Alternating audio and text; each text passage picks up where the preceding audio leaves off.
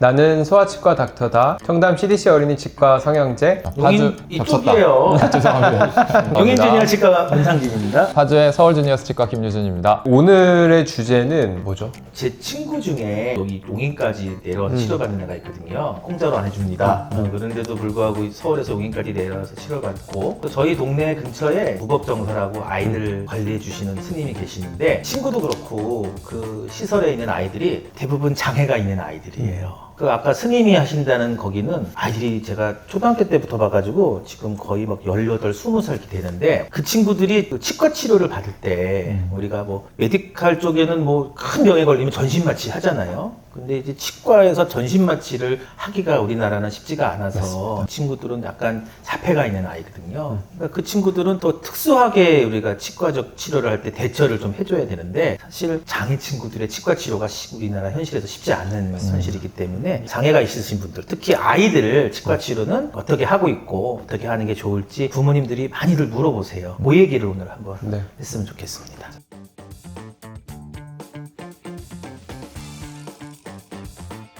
사실은 소아치과 전공 과정 중에 그렇게 몸이 불편한 친구들이나 발달이 좀 느린 친구들에 대한 치과 치료에 대한 것들에 대해서 굉장히 많이 공부합니다. 어떤 증상에 따라서 어떤 행동을 하고 이런 것들도 많이 학습하고 있고, 이런 친구들에게는 어떤 행동 조절 방법들이 조금 더 유리하고 이런 것들을 충분히 많이 배우고 있어서 아마 거의 모든 소아치과 전문의 선생님들은 장애 아동을 볼 수 있는 준비는 되어 있다라고 생각하시면 충분할 것 같아요. 맞아요. 충분해요. 저희가 소아 아이들의 발달과 심리학까지 배우고 장애인들도 어떤 장애가 있는지에 따라서 우리가 어떻게 치과적으로 대처를 해야 되는지, 어떤 장애인은 갑자기 움직일 수 있기 때문에 저번 시간에 보여드렸던 큰 거 있잖아요. 싸서 해야 되는 사람도 있고 뇌성마비 같이 불수의적으로 이렇게 몸이 뒤틀리시는 분들 같은 또 싸면 안 되거든요. 이런 것들에 대해서 저희가 지식이 있기 때문에 보통 큰 장애가 있으신 분들은 대학병원이나 장애인 전담하시는 치과에 가서 좀 심도 있는 치료일 땐 전신 마취를 하시거나 아니면 이렇게 하시지만,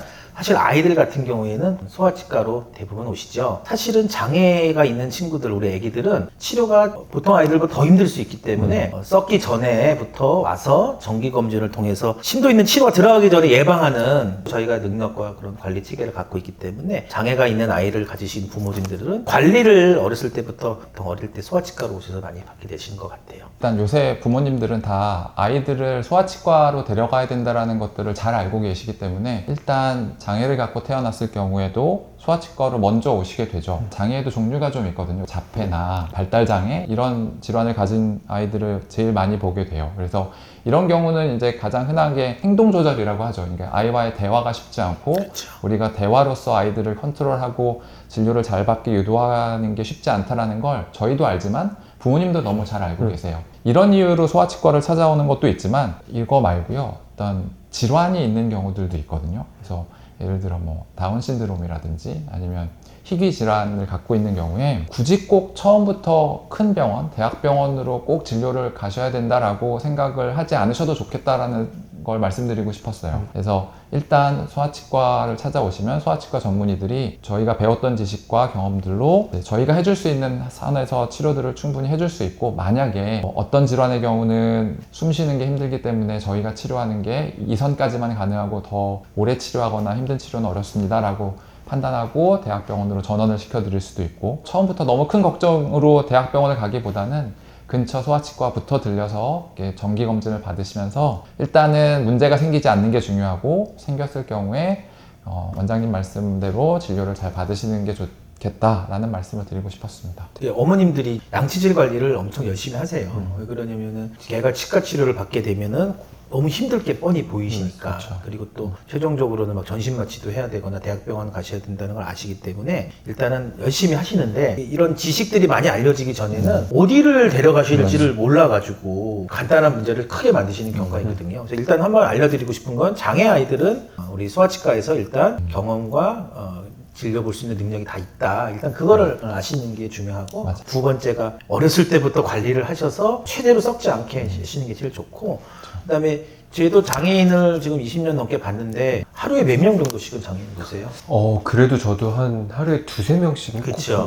보게 되는 것 현장에. 같아요. 네. 맞아요. 저도 장애 환자들을 만나게 되는데 요새 드는 느낌은 어떤 거냐면 전보다 저는 좀 많아진 것 같다라는 느낌을 받고 있어요. 저도 보통 하루에 2-3명은 만나는 것 같아요. 원장님들이 다 경험이 있으시고 하니까 소아치과를 일단 애기들은 데리고 오시면은 잘 관리가 되는 것 같아요. 그리고 제가 올해 했잖아요. 결혼한 지 20년 됐는데 만 3세, 2세 때 어떤 장애 아이들이 지금 이제 20살 되는 애들도 있거든요. 근데 걔네들이 이제 만약 지적 장애인 경우에는 말도 안 통하고 처음에는 막 맨날 계속 치료받으면 울기만 해요. 불소도포만 해도 울잖아요. 얘네들이 알아요.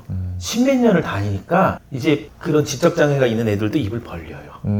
그리고 원장님하고 교감이 돼요. 나중에 많이 썩으면 어머니 대학병원 가서 전신마취 하셔야 됩니다 했는데 어머니가 원장님 한번 시도해봤으면 좋겠어요 라고 했는데 이게 아까 그 큰 거 있죠? 그거에다 싸서 애기랑 손도 잡고 하면은 개구기를 하도 몇 년간 써봤으니까 그걸 하더라고요. 그래서 장애가 있는 아이들일수록 한 원장님께 라포를 형성해서 다니는 것도 제일 좋은 방식인 것 같아요. 대학병원이나 이런 곳에서 전신마취를 통해서 치료를 할 수 있고요. 그리고 또뭐 최근에 이제 제가 졸업할 때쯤에 서울대 치과병원에 중앙장애인 구강진료센터가 생겼는데 제가 알기로 이제 많은 분들이 그쪽으로 오셔서 정말 진료도 많이 밀리고 몸이 불편하신 분들이 치과 치료를 받기가 어려운 현실인 것 같긴 합니다. 근데 이제 모든 아이들과 모든 몸이 불편한 분들이 그렇게 전신마취가 필요할 정도로 치과 치료에 협조하기 어려운 건 아니기 때문에요. 우리 아이가 혹시 조금 그런 몸이 불편한 게 있다라고 하시면 아까 말씀해 주셨던 것처럼 어린 나이에서부터 소아치과를 꾸준히 방문해 주시면 그런 예방 진료나 아니면 굳이 전신마취를 하지 않아도 저희가 가지고 있는 뭐 행동 조절 방법이라든지 약물 조정 방법이라든지 이런 것들을 통해서 충분히 치료할 수 있기 때문에 소아치과 전문의를 찾아주시면 좋을 것 같습니다. 소아치과 전문의는 대부분 장애인 치과학회 정회원이죠. 정회원이죠. 실험 받을 때부터 네. 교수님들이 소아치과는 숙명적으로 장애인 아이들을 봐야 된다. 네. 그래서 학회에 가입시켜 주시고 그쵸. 저희가 학회에 나가서 공부도 하고 논문도 쓰고. 그렇죠. 네. 또 소아치과 교수님들은 장애인 진료만 특화로 하시는 분들도 또 맞습니다. 계시기 때문에 봉사도 하기도 합니다. 한 가지 더 말씀드리고 싶은 건 아이를 갖고 계시는 어머님들이 어린이 치과에 오면 폐가 될까봐. 왜냐면 가끔 좀 맞아요. 조금 그런- 폭력성이 네. 있는 아이들이나 통제가 안 되면 옆에 친구 때리는 경우도 네. 간혹 있거든요. 그렇기 때문에 폐가 될 때가 상관인데 어린이 치과는 절대 그렇지 않습니다. 오면은 어떻게든지 잘 하려고 하니까 그런 부담감 가실 필요 없고 그다음에 또 가끔 소아치과에 이제 애기들이 많이 있는데 장애인이 오면은 가끔 진짜 가물이 콩나듯이 있는데 여기 장애인 받아요? 여기 장애인이랑 우리랑 같이 치료받기 싫다 이런 어머님들 계시셔서 제가 화를 냈었는데 그러면 안 되죠. 그래서 그런 부분에서 소아치과는 준비가 되기 때문에 어머님도 걱정 안 하시고 오시면 될 것 같습니다.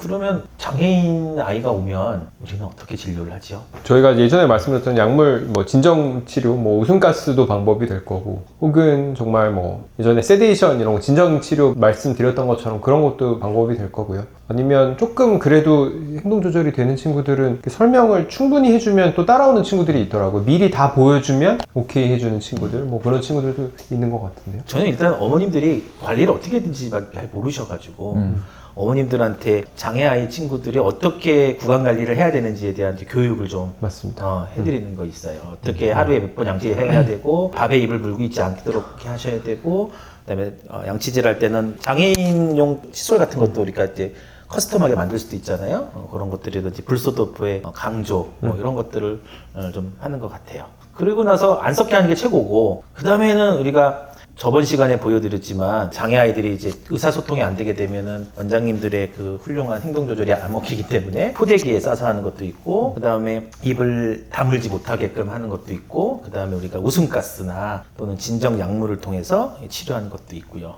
그리고 이런 얘기하면 되나? 우리가 보내면 진료를 빨리 받줘요 좀. 왜냐면 대학병원에 소아치과를 보통 가거든요. 그러면은 다 아시는 분들이. 분들이나 후배들이 이제 레지던트들이나 후배들이고 교수님들도 요즘에 다 저보다 나이가 어리시고 이제 더 잘해주는 것 같기도 해요. 그래서 전문적인 3차 의료기관과 연계도 잘 되기 때문에 항의하는 건 좋은 것 같습니다. 그럼 이번 시간에는 소아치과에서의 장애인 진료에 대해서 알아봤습니다. 다음번에도 조금 더 유익한 정보로 인사드리도록 하겠습니다. 근데요 저번 시간에 우리가 이거 보여줬잖아요. 이거 보여줬잖아요.